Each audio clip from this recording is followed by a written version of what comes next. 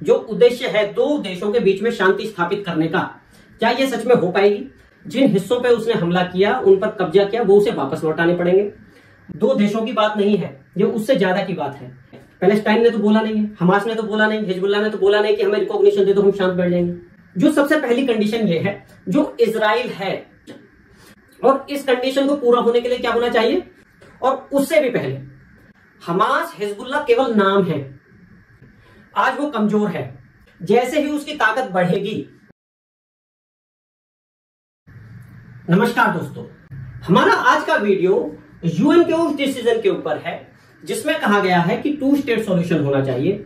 Israel और Palestine को अलग 2 स्टेट्स के रूप में एग्जिस्ट करना चाहिए, दोनों को पीसफुली रहना चाहिए। और इसके लिए उन्होंने पैलेस्टाइन को रिकॉग्नाइज करने की बात कही है, और बहुत सारे देशों ने उसको रिकॉग्नाइज कर दिया है पैलेस्टाइन को। अब हम ये देखेंगे जो यूएन की जो सोच है ये कितनी प्रैक्टिकल है, ये कितनी व्यवहारिक है। जो उद्देश्य है दो देशों के बीच में शांति स्थापित करने का, क्या ये सच में हो पाएगी?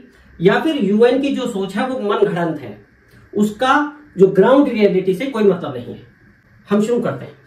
अगर आपको वीडियो पसंद आए तो प्लीज लाइक करना। तो ये वो वाली बात है कि यूनाइटेड नेशंस में जो जो मेन पॉइंट्स रखे गए हैं, एक बार हम मुख्य पॉइंट्स देख लेते हैं। उन्होंने क्या क्या बोला है कि पैलेस्टाइन को रिकॉग्नाइज किया जाएगा, इजराइल 1967 के युद्ध से पहले की सिचुएशन में आएगा। 1967 के युद्ध में जिन हिस्सों पे उसने हमला किया, उन पर कब्जा किया, वो उसे वापस लौटाने पड़ेंगे। बदले में इजराइल के जो बंदी हैं, इजराइल के जो लोग हमास के पास बंदी हैं, उन्हें छोड़ा जाए और हमास को निरस्तीकरण किया जाए। हमास से सारे हथियार लेके और पैलेस्टाइन अथॉरिटी को दे दिए जाए। इनफैक्ट उसने हमास को बोला है कि आप हथियार छोड़कर पैलेस्टाइन अथॉरिटी को दे दें। ये मुख्य बिंदु है। अब हम ये देखेंगे कि ये जो सॉल्यूशन है ये कितना प्रैक्टिकल है।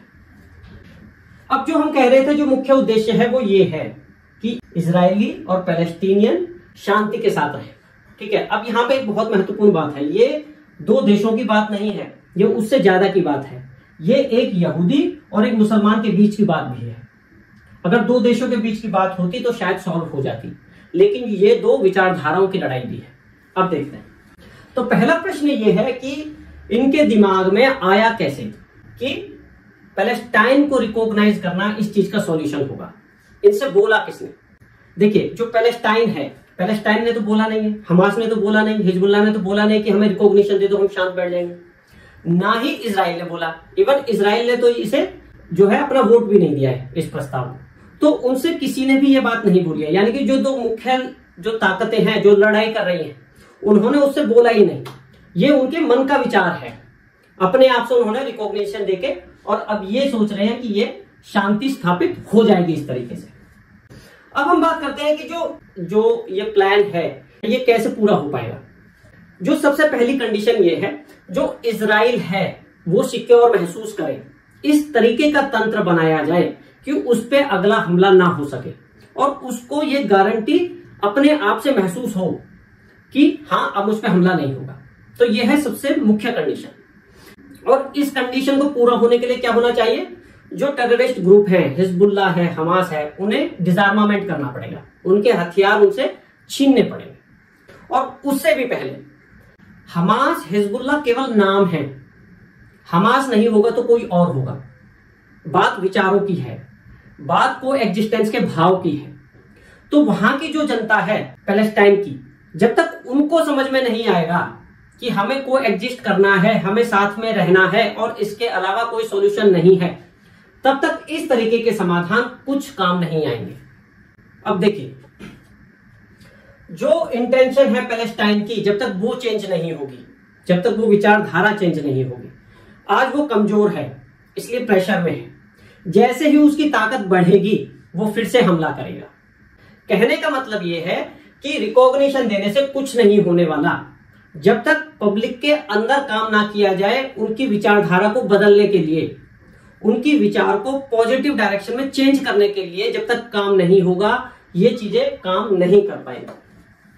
अब अगर वहां की जनता की बात करें, पैलेस्टाइन की, हमास उनमें से ही निकला हुआ एक ग्रुप है जिसको उन्होंने 2006 में खुद ने इलेक्ट किया। कहने का मतलब यह है जो हमास के नेता हैं वो पैलेस्टाइन में से ही निकले हुए हैं, वो कोई विदेशी नहीं है। और अगर आज भी इलेक्शन हो जाए तो बहुत संभावना है कि वहां के लोग हमास को फिर से चूज कर लें। युद्ध के अंदर हमास ने पैलेस्टाइन की गजा की बस्तियों के बीच में से हमला किया। ऐसा हो नहीं सकता जब तक कि लोगों का सपोर्ट ना हो वो बीच में से हमला कर सके। कहने का मतलब यह है कि वहां के लोगों की सहानुभूति, वहां के लोगों का पॉलिटिकल अलाइनमेंट हमास के साथ है। जब तक कि वो जो बेसिक कनेक्शन है वो टूट ना जाए, वो चेंज ना हो जाए, तब तक आप इस तरीके की जो चीजें हैं वो कितने भी कर लीजिए, वो सक्सेस होना प्रैक्टिकल नहीं है। ठीक है, अब हम आगे चलते हैं। कहने का मतलब यह है कि जब तक कि उनके पास पावर कम है, आप इस तरीके का कोई भी सॉल्यूशन अपने आप से निकाल लो। जैसे ही उनके पास ताकत आएगी वो फिर से हमला करेंगे। और इजराइल इस बात को समझता है, और वो समझता अपने एक्सपीरियंस से है। उसने जो इतने सालों में जो उसका अनुभव है, उसे पता है कि इनके विचारों को नहीं बदला जा सकता उसके द्वारा। इसलिए वो क्या करता है कि उसकी ताकत को बढ़ने से रोकता है। जैसे ही उसे लगता है कि ये ताकतवर हो रहा है वो हमला कर देता है, क्योंकि उसे उसकी विचारधारा के बारे में पता है, उसे अनुभव है उसके विचारों का।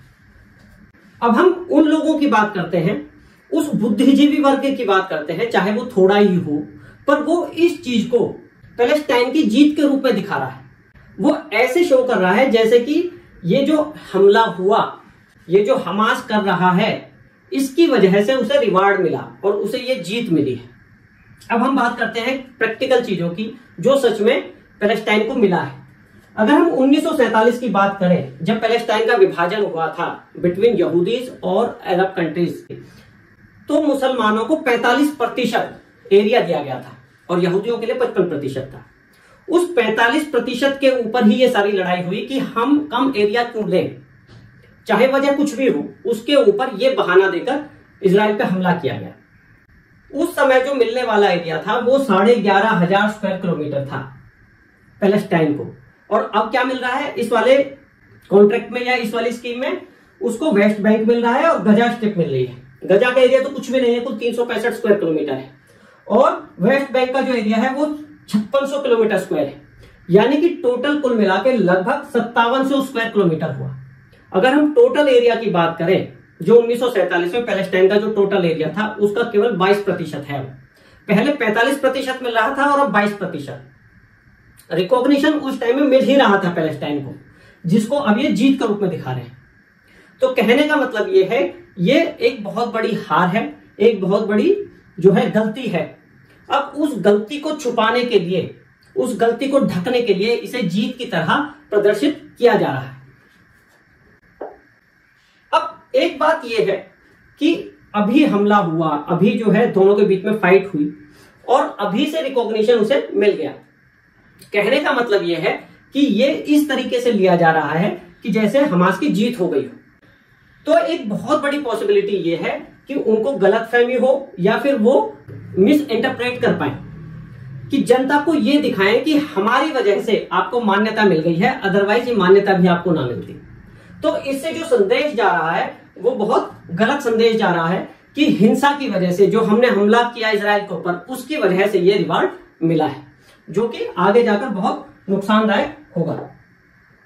अब हम बात करते हैं कि ये जो रिकॉग्निशन मिला है, क्या ये सही समय था? क्या इसमें जो देश है उन्होंने जल्दी नहीं कर दी है, यूनाइटेड नेशन ने जल्दी नहीं कर दी है इनको रिकॉग्निशन देने की?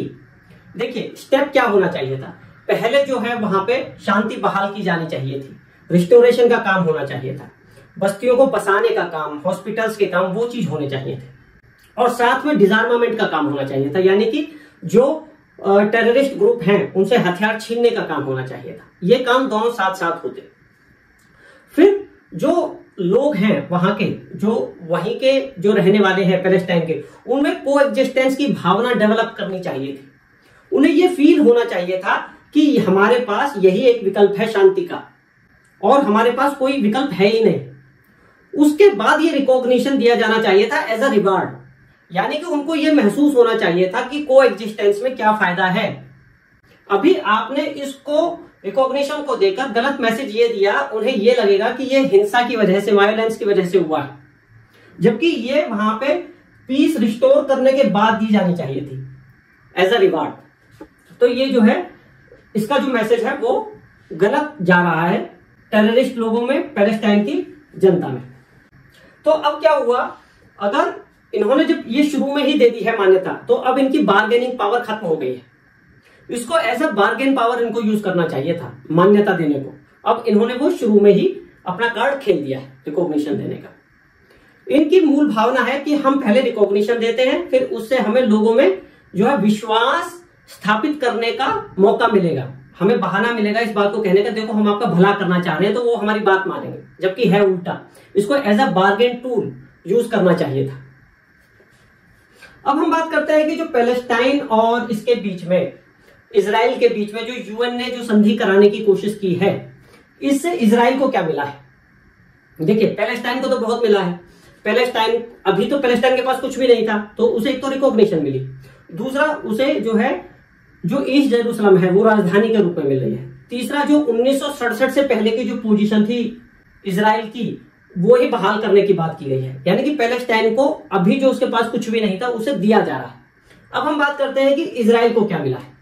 इजराइल को ना तो सुरक्षा का कोई गारंटी इस तरीके से मिली है कि कोई तंत्र बनाया गया जिसपे वो विश्वास कर सके कि हाँ मैं सुरक्षित हूं, ना उसके जो बंदी बनाए गए लोग हैं वो छोड़े गए हैं, ना हमास से हथियार छीने गए हैं।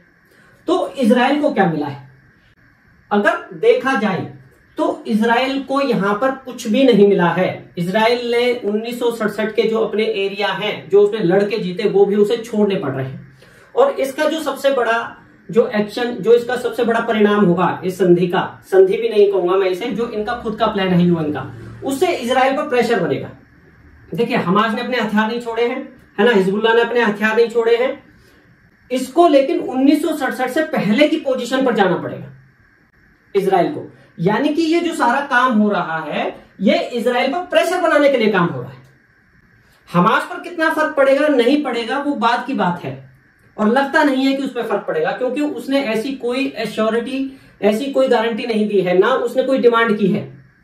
वो कमजोर है इसलिए छुप के बैठा है। लेकिन इजराइल को पीछे जाना पड़ेगा। यानी कि ये जो सारा काम हो रहा है वो इजराइल पर प्रेशर क्रिएट करेगा कि इजराइल और हमले ना करे और पहले की सिचुएशन में चला जाए। लेकिन इजराइल को इसके बदले में जो सिक्योरिटी चाहिए उसका कोई तंत्र नहीं बनाया गया है। कहने का मतलब ये है कि ये जो यूएन ने जो कार्य किए हैं ये यहां पर व्यवहारिक नहीं लगते। जो चीज उसे बाद में करनी चाहिए थी वो उसने पहले कर दी है, और जो मुख्य मुख्य चीजें हैं उसके लिए कोई इस तरीके का तंत्र अभी तक कम से कम नहीं बनाया है। और जहां तक मान्यता की बात है वो भी अधूरी है, क्योंकि वहां पे अमेरिका नहीं माना है। अमेरिका के पास वीटो पावर है। जब तक वो मान्यता नहीं देगा तब तक पैलेस्टाइन यूएन का मेंबर नहीं बन पाएगा। तो ये काम जो है बहुत अधूरा है। जो मुख्य पार्टियां हैं उनको विश्वास में नहीं लिया गया है। यूएन का काम कुछ ऐसा है जैसे कि तू कौन मैं खामखा, यानी कि लेना देना कुछ नहीं है। वो जो दोनों देश हैं वो जो चाह रहे हैं उसे अलग ही कुछ अपनी कहानी वो बना रहा है। तो अब देखने वाली बात ये होगी इन फ्यूचर, क्या यूएन जैसे संगठन की सच में जरूरत है? क्या ये इतना कैपेबल है जो सच में सॉल्यूशन निकाल पाए? क्या जो देश हैं, जो इसके सदस्य देश हैं, उनका यूएन पर विश्वास है? कहीं ऐसा तो नहीं है जो शरीफ देश हैं, जो सीधे साधे देश हैं, वो इसकी बात मानते हैं और जिसको नहीं माननी वो नहीं मानते? तो इसको as a impartial, as a practical tool की तरह जो काम करना चाहिए, क्या वो ये कर पा रहा है? या फिर इसको डिसॉल्व होने की जरूरत है और कोई नया तंत्र बनाने की जरूरत है पूरे वर्ल्ड में, जो इन चीजों को इम्पार्शियल तरीके से देख सके, उन्हें संभाल सके, सदस्य देश उस पर विश्वास कर सके। तो ये थी हमारी आज की वीडियो कि यूएन का जो एक्शन है, यूएन का जो प्लान है वो कितना व्यवहारिक है। अगर आपको वीडियो पसंद आई हो तो प्लीज लाइक करना। अगली बार फिर किसी और इंपॉर्टेंट टॉपिक के साथ पेश होंगे। धन्यवाद।